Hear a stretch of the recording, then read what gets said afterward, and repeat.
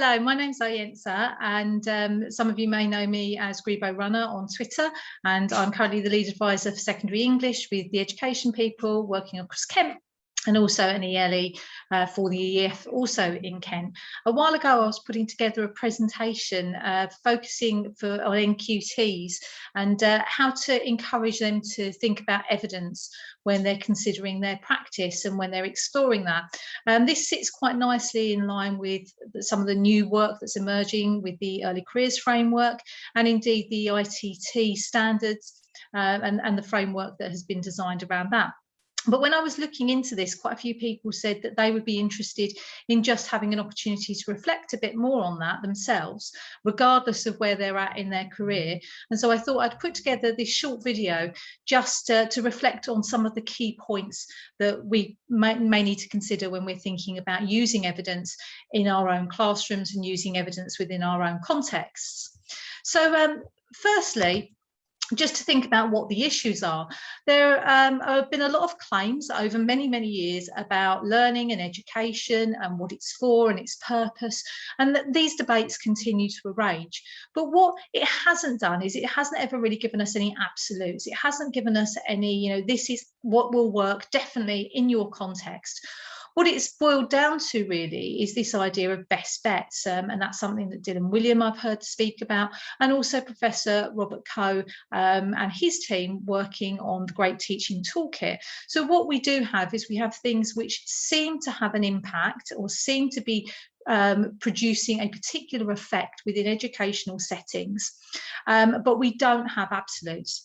That makes this whole issue around the debates of what education is for and what we should be doing even more problematic, because it isn't a science. We're dealing with a variety of people, and that's not just the students, but also a variety of teachers, and how they're delivering and what they're delivering may well vary. But that isn't to say that there aren't some things that we can learn by unpicking and exploring what those best bets might look like for us.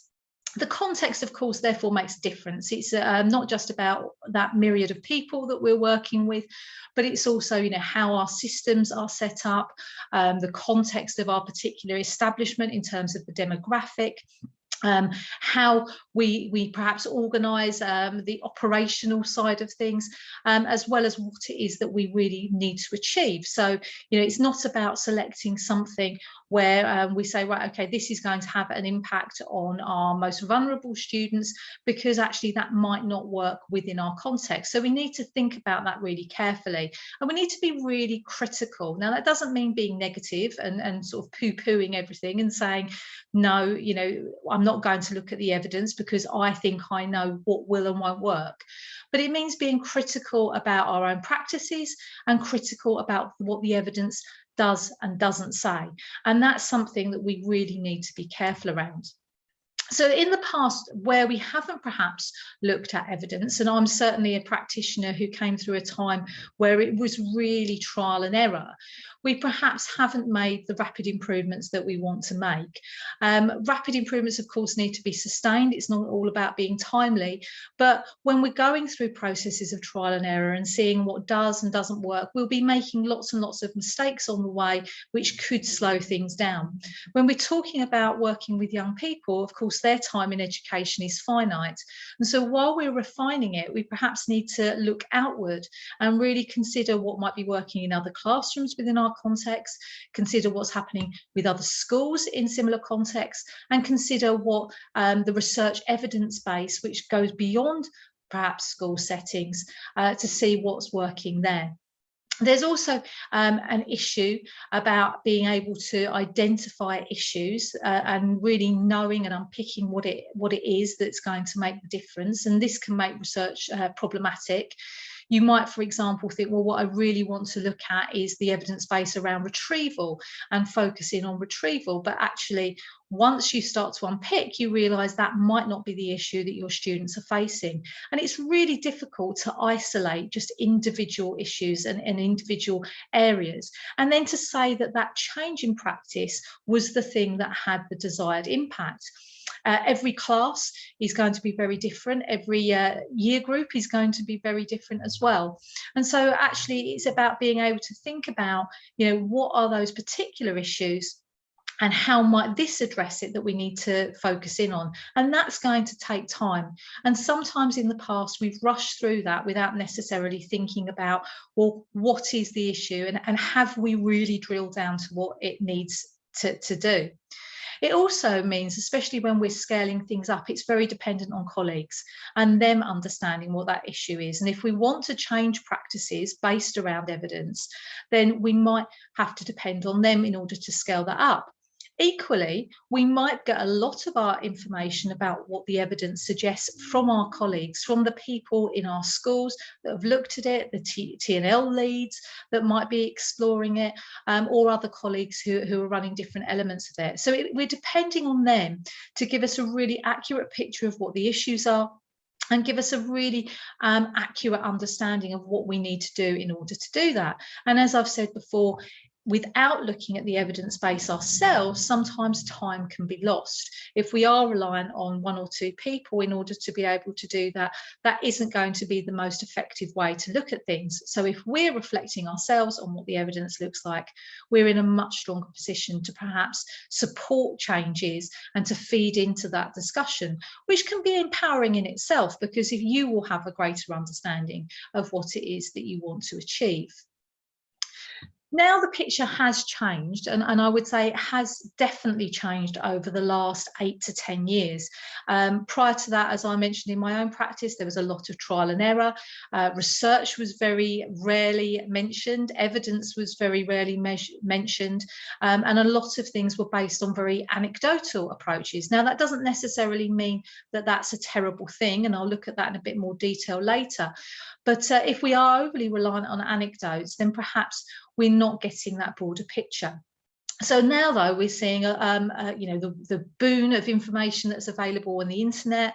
I use things like JSTOR myself in order to be able to look at educational research. I use the Chartered College Impact magazine and their website in order to be able to do that. Twitter is an amazing source of information for lots and lots of people.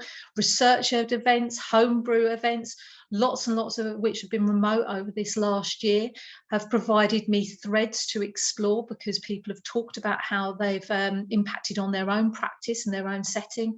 And the EEF and their toolkit has now brought some of that information about evidence and what is working to the fore. But of course, we can't just say, well, this is what somebody has said and this is what the internet says or this is what the EEF says. We still need to keep that critical eye going. The Ofsted framework now really shares that evidence base as well, and that is something that's come through as well with the ITT courses and with the early careers framework as well.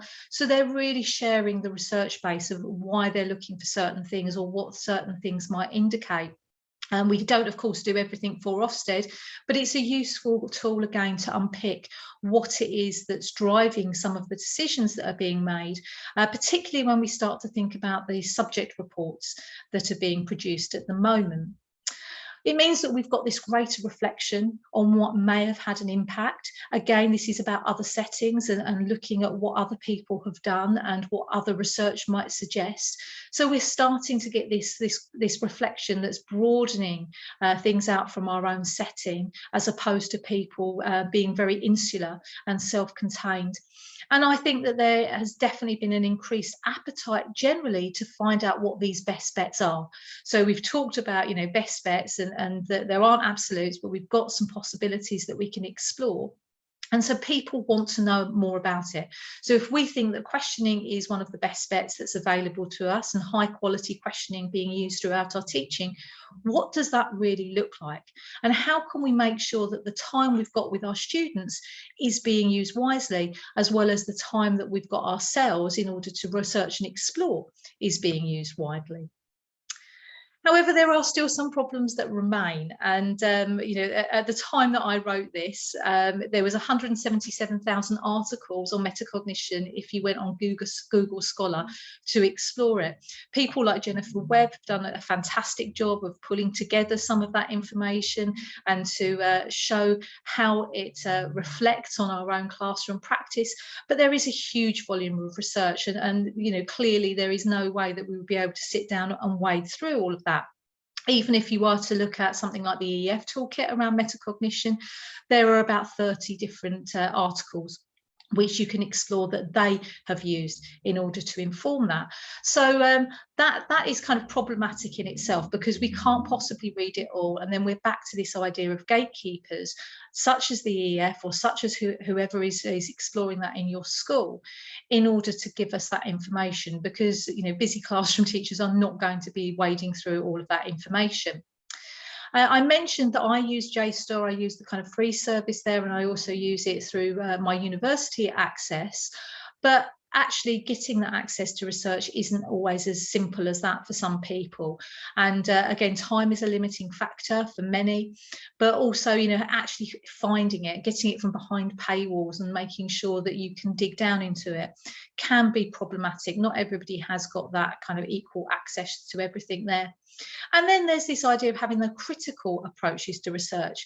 We all want to look for silver bullets. We all want to look for ways that we can do things quickly. And sometimes that means that we haven't been particularly critical. So if we look back on ideas such as VAC in the past, we know that actually, people ran with that. They felt like a really intuitive, good idea. And there are, of course, grains of truth in that.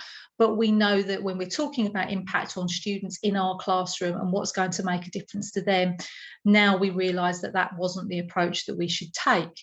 We saw similar things in terms of growth mindset, the Carol Dweck studies around that. And Carol Dweck herself has said, that there have been issues around how that research has been read. Other people would say there were issues with how that research was conducted. But unless you're taking that critical approach, you won't be able to decide whether that's the right way that you want to do things. We equally see things that, like with growth mindset, that become reduced down to simple phrases like yet. And whilst it's nice and catchy and it's interesting to do an assembly around this idea, you don't understand it yet, or you can't do it yet. Actually, is that having the desired impact? Is it answering the question that we've really got for our students? And the other problem is dismissing lived experience. It can be very, very easy to suddenly say, well, actually, the research says that what you're doing in the classroom is wrong, but then that person's lived experience of having worked in the classroom and the outcomes of their students and the experiences of their students can end up getting dismissed. And we don't want to do that. We want to create a balance where it's not just about research, but it is about evidence. And evidence comes in many, many forms. I'll take you through an example, though, of this kind of critical approach, looking at Accelerated Reader. Accelerated Reader is a system that's used across many, many schools, both in the UK and in the States as well. It is very, very popular. And it's a computer-based system where students select books from particular categories that they're organised on the system, they're colour-coded, and the students work their way through those. In the part of the process, they have their reading age assessed, and they also have their comprehension assessed along the way. So there's lots of kind of computer and IT links with this, and many schools are using that alongside libraries or instead of libraries in their schools in order to track and explore and promote reading within their systems. Now, this piece of research looks quite interesting. It's a headline figure. It's taken from a website, and it talks about there being 324 million books read by US students in 1 year, and that sounds impressive. Now, there are some questions, of course, to ask around that. So, what kind of books were being read by those students? What do we mean by being read? Are we saying, they're ticking a box at the end of it and saying, I've done that? How do we know that's actually been read? Okay, so they're the comprehension tests that they do online. Perhaps they will indicate that. But is that figure actually including those that have read that well? Because it says it's to increase reading quantity and quality and that student growth. It also talks about it being used in 26,000 districts, which is, again, it sounds quite compelling. If lots of people are doing this, perhaps I should be doing this. Maybe this is the right thing that I need to be doing at this moment in time. But of course, again, we need to be cautious about how it's being used. They're using it, and it says to boost literacy growth. Well, what's the impact of that? How is it actually developing students' literacy? Then it talks about 180 plus research studies that prove the programme efficacy. It says that it has the impact. There are 30 plus peer review studies. Again, this sounds compelling. People within the industry are looking at it. People within educational research are considering the impact that it's having. And then the 2.8 times more likely to be in college and career ready for struggling readers with the best practice use. Well, again, the question I would have there is, what is best practice use? How is that being defined? And thinking about this college and career ready, again, what does that mean? Is that related to reading ages? Is that related to the enjoyment of reading? Is it in relation to the number of books that have been read? So I would flag some questions around that, some points to consider. This, of course, is taken from their own website. And there's a question then to be asked around why they're using these figures and how they're using these figures. Of course, they're going to want it to be a positive picture that they're presenting here. Again, that doesn't mean that it's terrible. It doesn't mean that they're bad, but ultimately they are a company. And that's something to consider as well when you're reflecting on the research that they've used. If you were to then look at this particular study about accelerated reader, it digs down a little bit more. It's the EEF who are looking into it. It was their initial study around it, and this was what they came up with. They talked about the number of students that we were dealing with, and then it talks about the effect size at the end. And this can be really interesting, and this is often one of the headlines the EEF use in order to show people what it is that the impact is of various approaches within education. And so it says for primary reading, the two studies they looked at with those 1,800 students, it had an effect size of plus 0.2 months. And you know, again, that sounds like an interesting approach. There's more students in the secondary reading, but the effect size for that is much less. So again, we need to think about our context. Where are we and what are we doing? There's a best evidence encyclopedia that's referenced down there, so we could dig around in that. And it also talks about the fact that there's going to be further trials looking at this and exploring this, which should be available in summer 2018. Although those headlines seem to suggest that it has an impact, I would want to know more about it. So I would be digging further into the research to see what it suggests. When they were looking, as I say, in that further study, they found that there was a 3 months progress that was taking place, and the evidence strength from the EEF there suggests that it is quite strong. It's got 3 padlocks, which indicates it's got some real strength, and that was with 339 pupils. For a primary school, that could be a significant number. For a secondary school, perhaps not so much so. When you were looking then at the more vulnerable students, the free school meal students, there were only 115 students. And although the research indicates there was a plus 5 months progress that came from this, the research size was so small that they couldn't say for definite that this was something that was secure in terms of the outcomes. So we need to look at that, and we need to consider that carefully. Digging down further into some of the research, this came from the Language Arts Journal of Michigan, and it talks about disrupting the flow. And actually, you know, after all of this positive, it has a good impact. We've got all of these students reading, they're career ready and those things. This particular article talked about the detrimental effects of accelerated reader on student motivation. Now, as this is a programme which talks about increasing literacy and increasing kind of the quantity of reading that students are doing, actually, if students are less motivated, this flags some questions and some concerns to me. So I'd be wanting to look at this and consider what this is saying and what research base they had used in order to come to these conclusions. But this seems to conflict quite a lot with some of that earlier information that was coming through.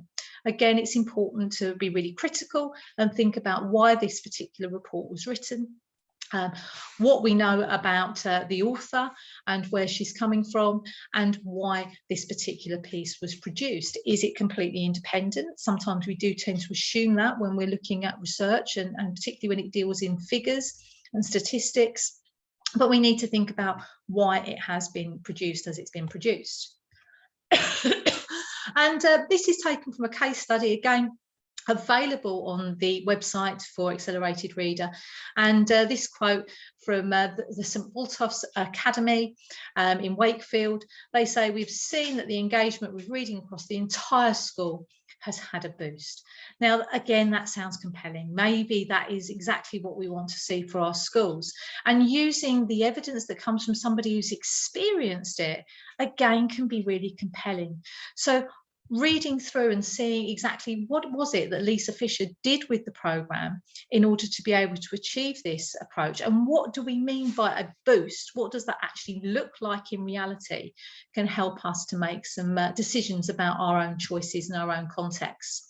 Because ultimately, as Dylan Wiliam is much cited as saying, everything works somewhere, nothing works everywhere. So we need to be a little cautious in thinking about how we're doing things and what it is that we want to implement, and making sure that we've really unpicked what we're trying to achieve. What was it that we want this particular research or this evidence to be able to do? Is there that strong evidence base that is the foundation for this? These are just questions that we need to ask ourselves before we start diving in. So what does it mean then? We need to consider the different types of research. We need to think about all of those things that I said about Accelerated Reader. What are the questions around the research? Who has developed the research? How is it being presented? Why is it being presented that way? And all of the good things that critical readers tend to do. We need to think about who is involved in that research. So coming back to the numbers, where you've got 300 students working on something in a primary school. And we need to think about how those figures were then reported and what conduit was used in order to do that. And most importantly, for me, is to think about boundary conditions. This is something I've become quite obsessed about when I'm reading through research. So thinking about age, what works in early years is not necessarily going to be working at secondary, and what works at secondary isn't necessarily going to be working with early years. So we need to think about the age and the phase that students are at and the point of their learning. We need to think about the broader context of where they're at and the school that they're in and what we're trying to implement in relation to this. Thinking about subject, as an English specialist, I've gone through lots of periods of time where research based in maths really seems to be at the fore, and there are lots of people saying, but this works in maths, particularly when we look at assessment. But when you start to think about that in terms of English assessment, perhaps that doesn't translate quite so directly. And I'm sure that it's absolutely true and the other way. And if we were to try and implement something from English directly into maths, that might not work well for them. So thinking about how the context of the subject relates to the research is important too. We also need to think about the processes in the research. So what steps did they go through? Were there control groups? Did they kind of mitigate for certain factors in order to be able to make sure that the research was as robust as possible? And thinking about, where these different interventions may have been put in place for different students is not just about their age, but also about the particular point they are in their learning. And that's something we talk about in Generative Learning in Action, which I co-wrote with Mark Enser. And thinking about, where might we put summarising in? We can't put certain things in place until students have a good knowledge base in order to be able to explore it. So we need to think about all of that when we're considering evidence. So evidence, I've kind of kept switching between those terms, I'm aware, but evidence-informed versus research-based. Well, evidence is really experiential and it's contextualised. To use the word informed rather than based means that it's adaptive and that there is a need to kind of be responsive to what is required in your setting. And it also is about fidelity to it. So people might say they're doing something like reciprocal reading across their school, but again, when you dig down and you find out what's happening, there may be some classes where they do a bit of work around summarising or a bit of work around prediction. And so that doesn't necessarily have the fidelity to what we want to be looking at when we're thinking about evidence and using that in our own settings. So research tends to be quite robust and clinical. We think about people in labs or, removed from school situations where we've got chaos and kind of multiple things that are happening just within a moment of somebody's thinking. But research tries to remove some of that, and we think of it as being quite clinical. And that can be reassuring, but there are also limitations. So if we try to apply what may have worked in a kind of a psychology lab, would that work when we're with a class of 30 students in front of us, as opposed to perhaps one individual that had a lot of elements taken out of the equation for them? And this idea of based, if we're saying we're doing something that's evidence-based as opposed to evidence-informed, it does suggest that we're maybe trying to fit some square pegs into round holes, and we don't want to go down that route. We want to all the time think about how might it benefit, how might it enhance what we're doing, as opposed to just taking something from research or from evidence and placing it into our context without any consideration of the different factors that we need to consider. So there's all that thinking that we still need to do. So there are lots of different types of evidence that we can draw on. We shouldn't be dismissive of anecdotes, and simply talking to staff about their experiences, reading blogs and seeing what different practitioners can do can give you a different angle on it. There's also newspapers and magazines that report about it, and we know that there's been a lot of discussion and debate about some of the figures that have been used recently around exclusions in some of the national publications in the UK. But equally, things like the TES and what's reported there and their kind of magazines can give you a snapshot and give you a way in to explore different ideas. Then there's the theory that we talk a lot about, the kind of abstract ideas around teaching and learning, but equally we can look at case studies. So a bit like anecdotes, the case studies will give us that perspective from the ground, but the case studies should start to really consider the processes that they went through, as opposed to perhaps some blogs and anecdotes where they talk about, well, this was our outcomes, and don't unpick it in that detailed way. We can look at surveys, student voice, teacher voice, parent ideas of surveys, surveying things over a long period of time, and then that data analysis around it. We've also, as I've mentioned, got those experiments which might take place with psychology students. There's a real wealth of that. Some of that is sometimes used as a bit of a criticism for the work of people like Carol Dweck, where they have focused on, particularly postgraduate students and thinking about what their experiences are, and experimented around that. But then we've also got things like systematic review, where they look at that broader picture and draw together research, as does meta-analysis. And there's lots of really good meta-analysis there that starts to collect together and collate the data and the information, again, so you don't have to, but something perhaps to consider when you think about how and why these things have been created, and maybe what evidence and research has been left out of those systematic reviews or meta-analysis. Ideally, they would include everything, and that's something that the EEF tend to focus on. It doesn't matter if it actually contradicts what they may have said earlier. They want to include it in there so that we've got the opportunity to reflect ourselves, even if things haven't gone well. So I've got a table here, which I'd probably suggest that you pause and have a look at, but just some suggestions about in what ways the research can be useful. So again, if we were to look at something like the surveys, it is an effective approach. And it tells you if it is an effective approach for different schools. It tells you how it works. It takes you through that information, and then will give you an idea about, will it be successful in your context, and will it be received positively by staff and pupils? Well, if it's something around pupil and staff voice, that should give you an indication. It, however, doesn't necessarily make an educationally important difference.